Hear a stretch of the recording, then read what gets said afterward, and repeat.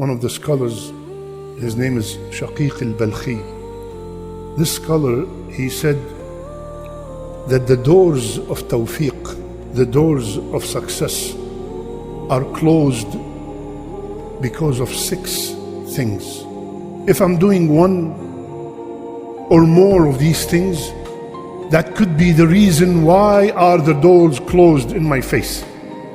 He said, first, al-ishtighal bin-ni'mah an shukriha, being busy and occupied with the blessing than being busy and occupied of being grateful to the blessing.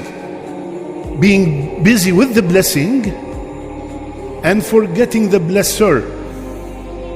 Example, Allah subhanahu wa ta'ala blessed me with wealth. Wealth is one of the best of blessings. I am occupied with this ni'mah of wealth, and I am forgetting to thank the one who gave me this ni'mah, thanking him by using this ni'mah in his service. I'm so occupied with these blessings of wealth, with my home and my car and this and that, and I'm forgetting to use this ni'mah in his service so it can be multiplied. وَإِن شَكَرْتُمْ لَأَزِيدَنَّكُمْ. I am busy with the ni'mah of children, which is one of the greatest ni'mahs also. Allah blessed me with children. I'm busy, quote unquote, protecting their future by saving money for them and doing that for them and putting them in the best schools, which is, there's nothing wrong with it.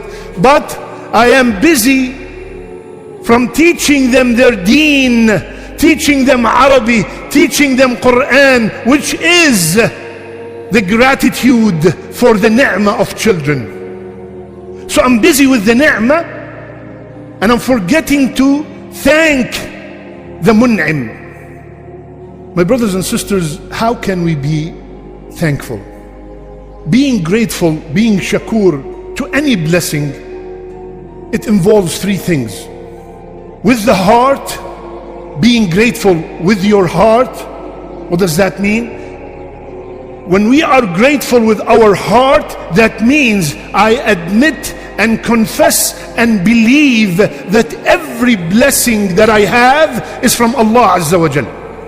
وَمَا بِكُم مِّن نِعْمَةٍ فَمِنَ اللَّهِ. This is how I am grateful with my heart, by knowing that this job is not because of my degree, because of my shrewdness, because of my smartness, because of my father, because of my tribe. No, this is because of Allah and only because of Allah Azza wa Jal. I do my job, I try, I work, I study, but at the end of the day, I always bring back the success to the Khaliq, to Allah Azza wa Jal. This is how I am grateful with my heart. Grateful with the tongue, it's obvious to constantly say Alhamdulillah. Rasulullah sallallahu alayhi wa sallam, he said, Alhamdulillah tamla il-mizan, fills the scale on the day of judgment. And a true and sincere Alhamdulillah. How many times you ask a brother that is going through some kind of difficulty, some kind of hardship, how you doing, brother? Alhamdulillah. What kind of Alhamdulillah is this? What kind of Alhamdulillah is this? Always Rasulullah ﷺ taught us, even in the toughest of situations, you say Alhamdulillah ala kulli hal. I'm so grateful to Allah Azza wa Jal for every state that I am in. I am poor, I'm grateful. I'm rich, I'm grateful. I'm healthy, I'm grateful. I'm sick, I'm very grateful. This is the thanking by the tongue. And the thanking by the limbs is to put these blessings that Allah gave you in His service. And do not use the ni'mas of Allah by disobeying Him with these blessings. Allah blessed me with these eyes. Allah blessed us all with vision. And I take these eyes and I watch haram. Allah blessed me with ears that I can hear. We do not appreciate what we have until either we lose it or we see someone who does not have it. One time I met a brother who's deaf, came to the masjid, and he said, Sheikh, my dream is to hear the recitation of the Imam. I only move when you move. He doesn't know Allahu Akbar, Sami'a. He sees us moving, he moves. Allahu Akbar. Using these blessings in the service of Allah. When do we wake up? When the sister without hijab wakes up, Ya Allah, when she had cancer and she loses all her hair, Ya Allah, save me from the cancer, I will wear the hijab. Ya Allah, save me from this being handicapped and I will start coming to the masjid. Tab ya Habibi, why didn't you come while he was giving you all these blessings? This is what happened. When we lose something, then we wish that we have it in order to use it in the service of Allah Azza wa Jal. So the first door is being busy with the ni'mah and ignoring or neglecting being grateful for it. Second, acquiring a lot of knowledge without action. That's the second door. Acquiring a lot of knowledge, lessons, khutbah, seminars, workshops, conferences, you name it, I'm there. Show me, Habibi. Put them into action. Nothing, just listening. We come to Jum'ah every Friday, every Jum'ah. What did we take from this? You see a person, oh, this degree, that PhD, Habibi, imagine someone went to 10, 11, 12 years to become a doctor. And then when he finished with distinction and flying colors, he went and put the degree on his room and went to sleep. Habibi, put it to action. Similarly, when it comes to the deen and I learn something, I have to put it into action. Put it into action. If I'm seeking knowledge just for the sake of seeking knowledge, just for the sake to be called a Sheikh, a Mufti, a Maulana, Rasulullah sallallahu alayhi wa sallam, he said, if that is your main intention, welcome to Jahannam. Can you imagine? This guy's going to school, he's studying in Sharia, but his intention is just to, when he sits in a gathering, to show off. قال Rasulullah, and he starts narrating, and he doesn't apply, this is his main cause. So getting a lot of ilm without amal.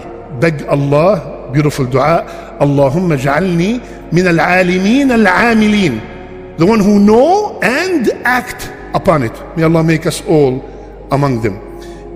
Third, rushing to sin and delaying Tawbah. And it's supposed to be the other way around. Every time I'm interested, I'm tempted to do a sin, I should be hesitant and think a million times before I do it. And when it comes to Tawbah, because we are all sinners, I should be rushing to repent. I only come to Jumu'ah. I don't pray the 5 daily prayers. Major sin. I'm never going to tell you don't stop coming to Jumu'ah. Come. But now you are not performing the 5 daily prayers, which is a major sin, and you keep saying, Ramadan in 50 something days, I will start in Ramadan. I will start when I graduate, when I get married, when I have my first baby, when we move, as if I have a guarantee I'm going to live. So I'm delaying the Tawbah, even though I am immersed in a major sin. A major sin. So we should, subhanAllah, look at the beauty of Tawbah. Look at the beauty. And I want all of us to imagine that there is nothing called Tawbah. Can you imagine? Yani, if I committed a sin, I'm done. Allahu Akbar. Allah. Can you imagine that Tawbah is only in Mecca? When رايح يا شيخ? Where are you going, brother? Wallahi, I have to repent. I'm traveling to Mecca. Can you imagine? Can you imagine that Tawbah is on Thursday at 4 a.m. only? But what if I die before that? Allahu Akbar. No, anytime, anywhere, any day, rush. Not only rush, Inna Allaha yuhibbu tawbah. Allah would love you. Don't let the shaitan tell you you are a major sinner, you're this, you're that. This is all from the shaitan. Allah said He loves when the person repents. Fourth, الاغترار بصحبة الصالحين وترك الاقتداء بأفعالهم. Bragging that I know the shuyukh, I know these righteous people, I know this Maulana, he's my friend. Bragging that you know all the righteous people and you do not emulate them, you do not imitate them. Look, I have a picture with the Sheikh so-and-so. I know him. You want me to call him? I know his number. We were hanging out yesterday. Say, why don't you follow what the Sheikh did? The Sheikh is always praising this and that, and I see you doing everything opposite. Bragging about knowing someone who's righteous and not imitating the righteous. And that is lately with the social media, this is becoming huge. No, one of the greatest blessing is to be surrounded by righteous people, so their trait, their actions will have an impact on your life. This is the whole reason, one of the main reasons to have a righteous company. When they see you going on the right path, they take your hand, and when they see you doing something evil, they tell you, hey, stop, brother, this is not right. Fifth, running after the dunya and the dunya running away from us. This person, this door, unfortunately many are inflicted with this door. Running after dunya. Finish this, I want this level, this position, this promotion. No stopping. And again, this is their focus. This is all their focus. You know, one time there's a story. It says that a man brought a woman to his father and he said, Baba, I would like to marry this woman. So the father, when he saw the girl, he said, wow, this is so pretty, it's not good for you. I want to marry her myself. So they fought, and they went to the police. When the police saw the woman, he said, neither of you, I'm going to marry her. And then the police fought with them, and they went to the mayor, same thing. Then the mayor went to the governor went to the president. When the president saw her, he said, this is mine. So she said, you know what, stop fighting, I'm gonna run, and whomsoever catches me, I will be his. She started running, and everybody's running after her until they all died out of fatigue and exhaustion. Then she stood up and said, I am the dunya, you will never catch me. I am the dunya, you will never catch me. Have you ever seen someone saying, I'm done, I'm satisfied, khalas, I don't want any more? Have you ever seen that person? Does that person exist? No. Why? Rasulullah said, the son of Adam, listen to this hadith, if the son of Adam has a valley, not a room as this big, valley of gold. Can you imagine just this room with gold? It will suffice earth, really earth. Rasulullah said, if the son of Adam have a valley of gold, he wishes for two. And nothing will satisfy the son of Adam except a turab, dirt in the grave. This is what is going to shut him. Otherwise, as long as he is above the ground, he's always seeking for more, looking for more. So, loving the dunya, subhanallah, you know, from the moment we were born, me and you, from the moment we are born, we are told, إِنَّكَ مَيِّتٌ وَإِنَّهُمْ مَيِّتُونَ. From the moment we were born, we were told, you are going to die, and me and you are walking towards that end. Can you imagine? I'm walking towards that end. I know for a fact that the verdict is already out. You are going to die. That's the verdict. But the execution is only known to the Creator. When? No one knows. But for a fact, 100%, none of this room, none of the people watching us would say, no, no, no, no, I am not going to die. And we're still addicted to the dunya. Which brings us to the sixth one and the last one. The Akhirah's moving forward and we are running away from it. The Akhirah's coming forward, is moving forward.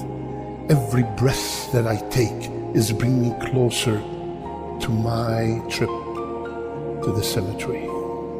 When you're sitting in a gathering and you start mentioning death, Ya Shaykh, leave us alone. Every time you remind us of death. While Rasulullah sallallahu alaihi wasallam, what did he say? Akthiru! Mention abundantly the destroyer of pleasure. Al-Maut. Abundantly, a lot, constantly think, I am going to die. Akthiru min dhikri hadhi min ladhat. Subhanallah, listen to this ayah in Surah Al-Zumar. Subhanallah. وَإِذَا ذُكِرَ اللَّهُ وَحْدَهُ اشمأزت قلوب الذين لا يؤمنون بالآخرة وإذا ذكر الذين من دونه إذا هم يستبشرون. Allah said there are a group of people, if you mention Allah, look at this word, they get disgusted. They get disgusted. Ya akhi, yani every time, leave us alone ya akhi. Every time you say قال الله قال الرسول, ya brother, ya akhwa, ya akhawat, leave us alone. وَإِذَا ذُكْرَ الَّذِينَ مِن دُونِهِ. And when you start mentioning the Bitcoin and the stocks and the cars and the real estate, إِذَا هُمْ يَسْتَبْشِرُونَ. This is what we want to talk about. Yalla, tell me what's going on. This is an ayah 1440 years ago. Yalla, let's talk about this. يَسْتَبْشِرُونَ, from Bushra, from Bashara. Very happy. Don't talk about other stuff. The Akhirah is coming, ya akhwan. Wallahi, 2 days ago, 24-year-old, 24-year-old, beautiful, handsome boy, gone. May Allah have mercy on him. Gone. Don't be fooled. I see a lot of beautiful young brothers here. Don't be fooled. I am still young. I'm still healthy. I'm still wealthy. I am this, I am that. I have very long way. This is exactly what the brother thought. The Akhirah is coming. It is coming 100%. When? Only Allah knows. Let's prepare for that day. May Allah open all the doors in our faces. May Allah subhanahu wa ta'ala make what He loves easy for us to perform. Allahumma waffiqna lima tuhibbuhu wa tardah. Allahumma waffiqna lima tuhibbuhu wa tardah. Ya Allah, give me tawfiq to do what you love and what pleases you. What a beautiful dua. Ya Allah, give me the ability to do what you love and what pleases you, Ya Allah.